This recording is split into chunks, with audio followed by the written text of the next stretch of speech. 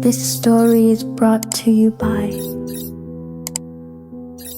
Once Upon a Time. Don't forget to like and subscribe.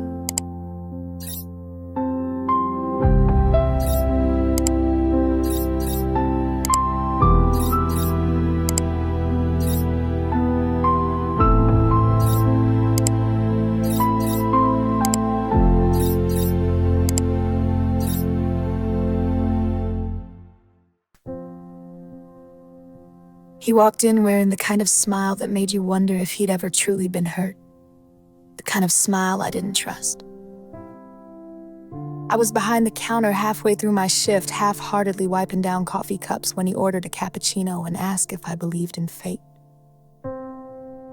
I told him no. I told him fate was just something people said when they didn't want to admit they were lonely. He came back the next day, and the day after that. He never said much, just enough to keep me curious, a joke, a compliment, the way he said my name like it was music. Eden. It had been a long time since someone looked at me like that, like I was worth knowing slowly. We started talking after I closed up, at first outside the cafe, then at the little bench by the water, then on my couch, both of us barefoot, wrapped in mismatched blankets, trading stories like currency. He told me he loved photography but hadn't picked up a camera in years. I told him I used to write, but everything felt too heavy to finish. He said, maybe we help each other begin again. And somehow we did.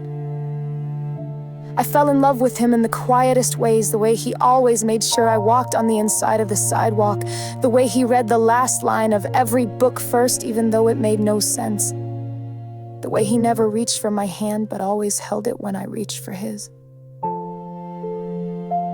He never rushed me, never asked for more than I was ready to give. So when I finally whispered, "I love you," into his shoulder one night, he didn't say anything. He just pulled me closer. I told myself that was enough, but love is a mirror. It shows you everything, especially the cracks. I started noticing things, how he never talked about his past, how he flinched when I mentioned forever, how sometimes even when he was holding me, I could feel how far away he was. One evening, I found an envelope on my kitchen table, my name on the front. His handwriting inside was a letter. No explanations, just 5 lines. I never meant to hurt you, but I don't know how to stay. You deserve someone brave. I'm still learning how to be that. I'm sorry. No goodbye, no knock on the door, just absence. At first I was angry, then numb, then broken in places I didn't know still existed. I waited for him to come back. I told myself it was temporary, that he just needed time. But days turned to weeks and silence became the answer I never wanted. I kept going, because that's what you do. You breathe, you work, you laugh at things that aren't funny. You lie when people ask how you are, and some nights you cry until the pillow is soaked with a version of yourself you wish they'd stayed for. But time is sneaky. It doesn't heal everything, but it teaches you how to carry it. One morning, I woke up and didn't think of him first. That was the beginning of something new. I started writing again, just little things, half thoughts, honest ones. I wrote about love and loss and the ache of being left by someone who made you feel whole. I wrote the things I never said to him. And in those words, I found parts of myself he never got to know. I don't hate him, not anymore. I think he loved me in the only way he knew how. And maybe that's all some people can offer, unfinished love wrapped in good intentions. If I saw him now, I think I'd smile. Not because I want him back, but because he mattered. He was the beginning of a story I had to finish alone.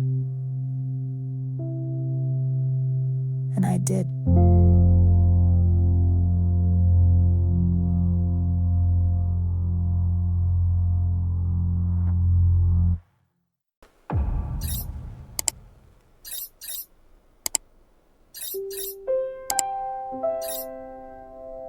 Thanks for watching.